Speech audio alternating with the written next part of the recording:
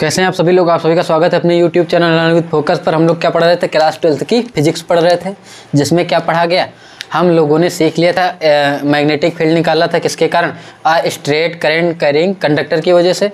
कैसा, एक सीधे धारावाही चालक तार से हमने क्या निकाल लिया था, चुंबकीय क्षेत्र निकाल लिया था। क्यों? क्योंकि बीए-ओसावा के नियम को यूज किया था, छोटे छोटे स्मॉल एलिमेंट में बदला था, छोटे छोटे टुकड़ों में डीएल करके, और उन सबको हमने क्या कर दिया, जोड़ दिया था, उसका इंटीग्रेशन करा के, और हमको वहाँ से भी पता चल गया था। हमने कहा वही तार था, अब हमने इसको मोड़ कर क्या बना दिया, एक सर्कुलर लूप बना दिया। कैसा कर दिया, मोड़ के सर्कुलर लूप बना दिया। अच्छा, मैं इसके पहले चीज़ें बता देता हूँ कि आपको ये तो पता ही होगा कि नॉर्थ पोल साउथ पोल कैसे बनाते थे। कोई भी सर्कुलर वायर लेते थे, इसमें करंट अगर फ्लो हो रही है तो मैग्नेटिक फील्ड की डायरेक्शन कैसे होगी, अंगूठा ऐसे रखते थे और ये घुमा के ऐसे हम लोग निकालते थे। ये जा रहा है, ये करंट, और ये तो कहाँ से दिखाई देता था, बाहर की ओर। और हमने मैग्नेटिक हमेशा कोई भी, जब भी हम कोई भी बार चुंबक देखते थे तो क्या होता था, बार मैग्नेट में ये अगर एन है तो एस, हमने देखा था कि एन से निकलती थी और एस से अंदर होते हुए और ऐसे ट्रेवल करती थी, ऐसे। तो हमेशा एन से एस की ओर। तो हमको यहाँ से क्या नजर आया था कि हमेशा एन से निकलती थी, तो हमारे दिमाग में क्या आया था कि एन से मैग्नेटिक फील्ड निकलती हैं। तो इसका मतलब यहाँ भी, और कोई चीज़ निकल रही तो तुमको आती दिखाई देगी, अगर निकल रही तो हमको दिखेगी। और एस में क्या होता, अंदर जाती हुई, तो हमारा नियम बन गया कि जब अंदर जाएगा तो एस होगा, बाहर निकलेगा तो एन होगा। तो यहाँ हमने देखा ये ऐसे मैग्नेटिक फील्ड का, ये देखो बाहर निकल रहा है आपका, तो हमने क्या देखा कि ये यहाँ पे क्या होगा, बाहर निकलेगा। जब बाहर निकलेगा तो बाहर किस में से निकलता है, हमेशा एन में। एन में क्या होता है, बाहर इन कमिंग आउट। तो इसका मतलब जब ये डायरेक्शन ऐसे करंट फ्लो हो रही थी तो मैग्नेटिक फील्ड बना ऐसे, तो ये कौन सा पोल बनेगा, एन बनेगा। क्यों? क्योंकि मैग्नेटिक फील्ड तुमको बाहर आता हुआ दिखेगा। किस में हो सकता है, नॉर्थ पोल में ही हो सकता है। तो हमने इसको क्या बना दिया, एन, और ये ऐसे याद रखेंगे हम लोग। तो ये हमको क्या दिख रहा है, हमने ऐसे फ्लो कराई करंट, तो कैसा ही करंट, एंटी क्लॉकवाइज। तो हमने याद कर लिया कि जब भी करंट कैसी होगी, एंटी क्लॉकवाइज होगी, तो कौन सा पोल बनाएगा, सामने जो तुमको दिखेगा पोल कौन सा होगा, नॉर्थ। अगर ये नॉर्थ है तो दूसरी तरफ क्या होगा, साउथ बनाएगा। सीधी सी बात, सबको हम बच्चे लोगों को पता है ना। तो मैंने कहा कि अगर अभी इसी करंट की डायरेक्शन को मैं उलट देता हूँ तो मैं क्या देखता हूँ कि अब मैंने करंट ऐसे फ्लो कराई, कैसे कराई, ये ऐसे जा रही। अब क्या होगा, इसमें करंट ऐसे जा रही है, तो मैं ऐसे इसको रखता हूँ, ये अंदर। अब मुझको मैग्नेटिक फील्ड कहाँ दिख रहा है, अंदर जाते हुए। अंदर दिखा तो इसका अंदर किस में जाता है, साउथ में, तो कौन सा होगा पोल, साउथ होगा। तो साउथ किस में होता है, अब देखो हमने इसको बना दिया एरो, मतलब ये जब क्लॉकवाइज घूमेगा तो कौन सा पोल बनाएगा, साउथ। क्यों? तुमको एक ही पोल दिखेगा, दो पोल होते हैं इसलिए मैग्नेटिक डाइपोल भी बनता है, तो उसको हम बाद में अध्ययन करेंगे। तो यहाँ तक कि किसी कोई कंफ्यूजन नहीं होना चाहिए। अब हम लोग निकालते हैं magnetic field on the axis due to a circular current carrying conductor, है ना। एक सर्कुलर करंट कैरिंग कंडक्टर है, क्या लिखेंगे, मैग्नेटिक फील्ड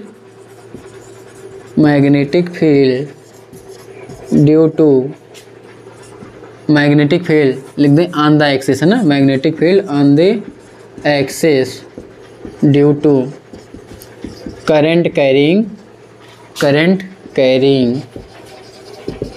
कंडक्टर, ठीक, या कॉयल, जो भी लिख लो आप लोग, करंट कंडक्टर कॉयल। तो हमने क्या लिखा, मैग्नेटिक फील्ड किसके कारण, करंट कैरिंग कॉयल, है ना, करंट कैरिंग सर्कुलर कॉयल। कैसा कॉयल होगा, सर्कुलर, ठीक है। तो हम यहाँ पे क्या लिखेंगे, वृत्ताकार धारावाही लूप, है ना, के कारण उसके अक्ष पर चुंबकीय क्षेत्र की क्या, तीव्रता, है ना, चुंबकीय क्षेत्र, इंटेंसिटी नहीं निकालने, केवल चुंबकीय क्षेत्र। हमने कहा कैसा है कॉयल, सर्कुलर है। ये हमने एक सर्कुलर कॉयल लिया और इसको बना के हमने दिखाया, ये है, ये ऐसे ही है। इसके मैग्नेट एक्सिस अक्ष कैसी होगी, ये वाली इसकी अक्ष होगी। इसके अक्ष पे हमने कहा इसको जब मैं बनाऊंगा इस पे तो कैसे दिखाएंगे, ये ऐसे ही दिखेगा, देखो ये ऐसे। तो हमने कहा यहाँ पे एक पॉइंट P है, कौन सा पॉइंट है, P है। इस पॉइंट पे हमको क्या निकालनी, मैग्नेटिक फील्ड निकालनी। तो हमने कहा इस पॉइंट पे हमको जब मैग्नेटिक फील्ड निकालना है तो हमने इसको इसके अक्ष से मिला दिया, ये ये, और हमने कहा ये कितनी डिस्टेंस पे है, x डिस्टेंस पे है, और ये कितना है, इसको a माना, कितना माना, a। गुड। हमने कहा इसमें करंट फ्लो हो रही थी, करंट I, इसकी वजह से हमको मैग्नेटिक फील्ड निकालना है। चूँकि बियोसावा नियम से हमको पता है क्या, हम छोटे छोटे टुकड़े करते थे। हमने कहा एक dl ये ले लिया, dl छोटा सा, एक dl ये ले लिया छोटा सा। हमने कहा इस dl के कारण मैग्नेटिक फील्ड निकालते हैं। तो सबको पता है dl के कारण मैग्नेटिक फील्ड क्या, हमने कहा ये डायरेक्शन कितनी है, r, कितनी है, r है, r डिस्टेंस पे हमको निकालना था। तो हमने कहा magnetic field dB due to किसके कारण, dl है ना, एलिमेंट, स्मॉल अवयव dl के कारण क्या, r बिंदु पर है ना, r दूरी पर क्या चुंबकीय क्षेत्र की तीव्रता dB किसके नियम से, बायो सेवर्ट के नियम से, बायो सेवर्ट के, बाई यूजिंग रूल बियोसावा रूल, बायो सेवर्ट के नियम से क्या हो जाएगा, dB सबको पता निकालना। हमने कहा इस पॉइंट पे हमको dB निकालना था। dB कितना होगा, μ0/4 pi into I dl sine theta upon r square. r क्या हो गई, डिस्टेंस हो गई, dl ये। लेकिन बात आती थीटा क्या होगा, थीटा हमने कहा ये जो एंगल बना रहा है, ये एंगल r के साथ नहीं, ये एंगल थोड़ा तुमको समझना पड़ेगा। ये किसका एंगल है, हमने कहा ये था, इसका एक छोटा सा टुकड़ा ये लिया, इसमें करंट फ्लो करा रहे हैं। तो ये अगर करंट कराएंगे तो करंट की डायरेक्शन कैसे तुमको दिखेगी, इसे अंदर की ओर जा रही है, तो ये हमारी करंट की डायरेक्शन हो गई। और इसमें एक छोटा सा एलिमेंट dl, तो dl की डायरेक्शन कहाँ, अंदर की ओर। और अब dl अगर अंदर की ओर है, हमने कहा इससे मैग्नेट dl, और क्योंकि जब भी हम लेते हैं किसी भी लेंथ को, बियोसावा में यूज किया था ऐसे, तो यहाँ पे dl बनाते थे, dl और उस बिंदु P के बीच का हमेशा कोण लेते, याद रखिएगा। तो यहाँ भी इस dl, तो हमने कहा ये छोटा सा टुकड़ा कौन सा लिया, dl और उस बिंदु P, तो देखो ये दोनों कितने बना रहे हैं, 90 बना रहे हैं। तो ये ना देख के इसके और इसके बीच कोण नहीं बनाना है, इस रेडियस और इसके बीच में, रेडियस इसके बीच में नहीं बनाना है, इसके और इसके बीच में हमको कोण बनाना है, और वो कितना बनेगा, 90 बनेगा। तो हम क्या लिख लेंगे, थीटा इज 90, ठीक है। क्यों, क्योंकि किसके बीच का एंगल है, dl और r, लिख लेना dl perpendicular r, dl perpendicular r होता है, और r पे परपेंडिकुलर क्या होता है, मैग्नेटिक फील्ड होता है, ठीक है, b। तो dB रख लो या b रख लो, मैग्नेटिक फील्ड ही बनाएगा, इसको लिख लें dB। ये भी परपेंडिकुलर होगा, क्योंकि तीनों क्या होते हैं, एक दूसरे के वेक्टर प्रोडक्ट हैं। अगर ये देखो, ये अगर x है, ये y है, तो ये क्या होगा, z होगा, ठीक, ऐसे ये x y, तो ये क्या होगा, z, याद रखिएगा। तो ये कहाँ होगा, अंदर की ओर होगा। और इसको मैं अगर इसके अंदर बनाता हूँ तो ये क्या होगा, नहीं दिखा सकते, तो क्या बनाएंगे, हमने कहा ये इस लाइन को आगे बढ़ाया मैंने कहा ये इधर का dl, इसके कारण ये एलिमेंट कितना बनाएगा, ये हो गया, ठीक। हमने कहा डायरेक्शन इसकी कितनी होगी, परपेंडिकुलर होगी इस पे, किस पे, r पे क्या होती है, हमेशा परपेंडिकुलर होती है। और ये परपेंडिकुलर है, ये देखो, ये अगर ऐसे है तो ये है, और इसी को हम दिखा रहे हैं। अगर इधर वाला ये है तो ये उधर वाले के लिए होगा ये। तो हमेशा याद रखेंगे कि तीनों एक दूसरे पे क्या होती हैं, परपेंडिकुलर होती हैं। और इस वाले के लिए ये ऐसे होगा।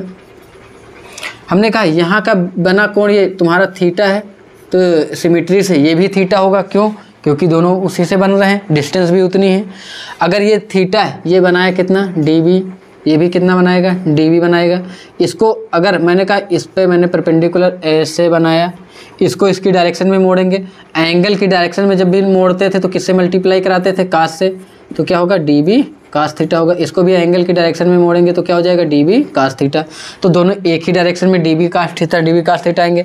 और अपोजिट ले जाते थे तो हम लोग क्या करते थे, साइन से मल्टीप्लाई कराते। आप लोगों ने वेक्टर कंपोनेंट या सदिश वियोजन बहुत सारा कराया होगा, तो वही सदिश वियोजन करा रहे थे जो बचपन में पढ़ा था तुमने, कि ऐसे कोई भी क्वांटिटीज होती थी और उसका सदिश वियोजन कराते थे। ये थीटा था, ये a का कराते थे, r का कराते थे ना, तो r को इसकी डायरेक्शन में ले जाते थे तो क्या होता था, r कास थीटा होता था। विपरीत ले जाते थे तो क्या होता था, r साइन थीटा होता था। वही करा रहे हैं, ठीक।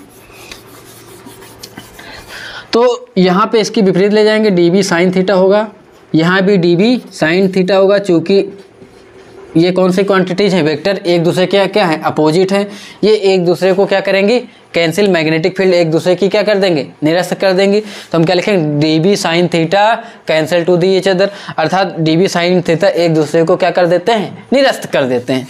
तो यहाँ कोई कन्फ्यूजन नहीं होना चाहिए आप लोगों को। अब हम क्या देखते हैं, ये हमारा एक वृत्ताकार लूप था, हमने ये निकाल लिया, इसको इसकी डायरेक्शन में मोड़ा है। हमने कहा कि अगर ये थीटा है, ये पूरा कितना होगा, ये समझ लेते हैं। ये अगर थीटा है तो ये बनाएगा थीटा, कैसे बनाएगा इसी को देखना है। ये टोटल 90 है, ये 90, तो ये थीटा, तो ये 90 माइनस थीटा हो जाएगा। ये भी टोटल 90 है आपस में, ये 90 माइनस थीटा, तो कितना बचेगा, थीटा बचेगा। ये आपस में 90 है क्योंकि परपेंडिकुलर है, तो ये थीटा, तो ये 90 माइनस थीटा बचेगा। और ये 90 है तो ये x कितना होगा, हम लोग तीनों को जोड़ के 180 से घटाएंगे तो कितना बचेगा, थीटा बचेगा। वैसे भी ये अगर 90 माइनस थीटा तो ये थीटा ही होगा। ठीक, तो यहाँ तक की कोई कन्फ्यूजन हमको नहीं होनी चाहिए। इसके बाद हम अगला क्या देखते हैं कि ये 90 माइनस थीटा, ये कितना हो गया, थीटा हो गया। हमको यहाँ से थीटा प्राप्त हो गया। अगर थीटा प्राप्त हो गया तो हम लोग यहाँ साइन थीटा की हमने कितना रखा था, 90, थीटा 90 रखोगे तो 90 रखोगे, उसकी वैल्यू 1 हो जाएगी, तो कितना बचेगा, mu naught upon 4 pi into I D L upon R square बचा। यहाँ तक कि किसी को कोई कन्फ्यूजन नहीं होनी चाहिए। ठीक, अब हम लोग क्या देखते हैं कि हम क्या कराते हैं, डी बी कास थीटा हमको मिला, हम कहते हैं इसी डी बी कास थीटा, क्योंकि अब तुम सोचो 2 हो जाएगा तो 2 नहीं होगा, 2 लोगे तो दोनों एलिमेंट लोगे, बराबर कराओगे डबल हो जाएगा, इसीलिए केवल हम डी बी कास थीटा, इस डीएल के कारण डी बी कास थीटा है, हम इस पूरे डीएल करते चले जाए, डी बी कास थीटा जुड़ता चला जाएगा, और टोटल का जब कराएंगे तो टोटल बी आ जाएगा। तो बी क्या होगा, जब हम इसका पूरे का क्या कराएं, इंटीग्रेशन करा लें। समाकलन क्या होता था, जब टुकड़े में इसमें भी समाकलन कराएगा तो एक लंबाई जोड़ते चले गए थे, तो इसमें डीएल करते चले जाएंगे, तो डीबी कास थीटा कितनी बार जोड़ेंगे, जितने भी स्मॉल एलिमेंट डीएल के कारण है। तो हम क्या कराते हैं, डीबी कास थीटा का इंटीग्रेशन कराएंगे, क्या निकालने के लिए, बी निकालने के लिए। तो हम क्या कराएंगे, बी निकालने के लिए हम लोगों ने क्या कराया, इसका इंटीग्रेशन। चूंकि ये सर्कुलर कैसा है, क्लोज है, तो इसलिए यहाँ पे क्लोज का चिन्ह लगाते हैं, इसको हम कहते हैं क्लोज इंटीग्रेशन, बंद समाकलन। किसका कराएंगे, डीबी कास थीटा का कराएंगे। ठीक, अब यहाँ पे dB की वैल्यू तुमको पता है, आप लोग dB की वैल्यू पुट कर देंगे, कितनी, mu naught upon 4 pi into I D L upon R square. और कास थीटा, ये कास थीटा की वैल्यू देखो, ये हमेशा इसके सामने क्या होता है, एंगल के सामने परपेंडिकुलर होता है, इसको कहते हैं लंब, और 90 के सामने क्या होता है, कर्ण, और ये क्या होता है, आधार। हमको पता है आधार बटे क्या होता है, कर्ण। तो कास थीटा क्या होगा, आधार बटे कर्ण। आधार कितना, आधार बटे क्या होता है, कर्ण होता है ना। तो आधार ए, कर्ण कितना, आर। तो यहाँ क्या रखेंगे, ए अपान आर, और एक आर ये कितने आर हो जाएंगे, इसको हम डायरेक्ट लिख दें क्यूब।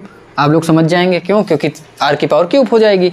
तो हमने कहा बी हमारा आ गया, इसको क्या लिख लें, और कुछ करना रह गया। अब ऐसा करते हैं, ये हमारे पास हो चुका है। यहाँ से देखो आर निकालना है, पाइथागोरस थ्योरम लगाओ। पाइथागोरस थ्योरम क्या कहती है, कर्ण का स्क्वायर बराबर आधार का स्क्वायर प्लस लंब का स्क्वायर। यहाँ से स्क्वायर हटाओगे, यहाँ रूट आएगा, तो कैसे, रूट को 2 तरीके से लिखते हो, एक तो 1/2 में भी लिख सकते हो, आप लोग पढ़ ही चुके हैं। अब यहाँ इसका क्यूब करा दें तो क्या हो जाएगा, ए स्क्वायर प्लस एक्स स्क्वायर की पावर 3/2 हो गया। तो आर क्यूब की है, मैं इसको लिख सकता हूँ क्योंकि मैंने यहाँ से देख लिया। तो बी इक्वल टू क्या हो जाएगा, क्लोज इंटीग्रेशन ही है। हमने कहा mu naught upon 4 pi into I, ये ए इधर ही ले आओ, A D L upon R cube की जगह A square plus x square की पावर 3/2। अब सबको पता है इंटीग्रेशन समाकलन में हमारा क्या होता है, जो कांस्टेंट होते हैं सबको बाहर निकालते हैं। म्यू नॉट अपान 4 पाई जन्मजात से ही क्या है, कांस्टेंट है, और आई क्या है, जितनी करंट किसी भी प्रयोग के लिए किया गया मैग्नेटिक फील्ड निकालने के लिए वो भी फिक्स होगी, और इसकी रेडियस हमेशा उतनी रहेगी। किसी भी सर्कुलर कॉइल की क्या रेडियस बदलनी, नहीं बदलनी। तो बदलना क्या है, हमने कहा डिस्टेंस जहाँ पे निकालना वो भी फिक्स हो गई, तो डिस्टेंस भी फिक्स हो गई, ए फिक्स है, आई फिक्स है, ये तो पहले से कांस्टेंट, बचा क्या, डीएल। और डीएल सबका हमको समाकलन कराना है। तो हमने कहा बी इक्वल टू हमारा कितना हो जाएगा, जो भी कांस्टेंट थे सारे बाहर निकालिए। Mu naught upon 4 pi into आई ए अपान ए स्क्वायर प्लस एक्स स्क्वायर की पावर 3/2 इंटू समाकलन किसका बचा, केवल डीएल का। डीएल कराओगे तो टोटल जोड़ोगे, टोटल कितना होता है वृत्त की परिधि, और वृत्त की परिधि कितनी होती है 2 पाई आर, और यहाँ पे आर रेडियस नहीं है, रेडियस कितनी है ए है, तो यहाँ क्या लिखेंगे इसका इंटीग्रेशन, डीएल का टोटल कराओगे क्या आएगा बोलो 2 पाई ए। क्यों, क्योंकि परिधि क्या होती है 2 पाई आर, लेकिन यहाँ रेडियस क्या ए की है, आर की है क्या है ए है। तो हम कहेंगे बी इक्वल टू कितना हो जाएगा, mu naught upon 4 pi into आई ए इंटू कितना 2 पाई ए, निकल रहा है ए स्क्वायर प्लस एक्स स्क्वायर की पावर 3/2। तो ए का ए से मल्टीप्लाई कराओ, कितना हो जाएगा 2 से 2 कट जाएगा, तो कितना हो जाएगा B equal to mu naught upon कितने 2 पाई बचे ना, ए का मल्टीप्लाई क्या हो गया ए स्क्वायर पाई, तो हम लिख लें आई पाई ए स्क्वायर, ढंग से लिख लिया, a square plus x square into 3/2। ध्यान देना लेकिन ये सर्कुलर है, इसकी सर्किल का एरिया कितना हो जाएगा सर्कुलर लूप का, ए रेडियस ए है तो कितना होता है पाई आर स्क्वायर होता था, तो यहाँ कितना होगा पाई ए स्क्वायर, चूँकि a equal to pi a square, जहाँ ए क्या है बोलो किसी भी सर्कुलर लूप का क्या एरिया, क्षेत्रफल, वृत्त का क्षेत्रफल जैसे होता था, तो यहाँ कॉइल का क्या होगा क्षेत्रफल होगा। तो पाई ए स्क्वायर की है क्या लिख सकते हैं ए, तो mu naught upon 2 pi into I A upon A square plus x square by 3/2। तो ये हमारा प्रूवमेंट हो गया, ये डेरिवेशन हमारा क्या हुआ है प्रूफ हुआ। ठीक, ये किसी भी वृत्ताकार लूप के कारण उसके अक्ष पर क्या होगा, वृत्त की जो है उसके के अक्ष पर क्या होगा चुंबकीय क्षेत्र होगा। ठीक, ये आप लोगों को निकालना आ चुका है। तो आज की क्लास हम लोग यहीं विराम देते हैं, और अगले दिन हम लोग क्या करेंगे एम्पियर का लूप नियम सीखेंगे कि एम्पियर लूप लॉ क्या होता है, एम्पियर का परिपथीय नियम सीखेंगे। ठीक है, तो आज की क्लास को विराम देते हैं। आप सभी को उज्ज्वल भविष्य की ढेर शुभकामनाओं के साथ शुभ रात्रि।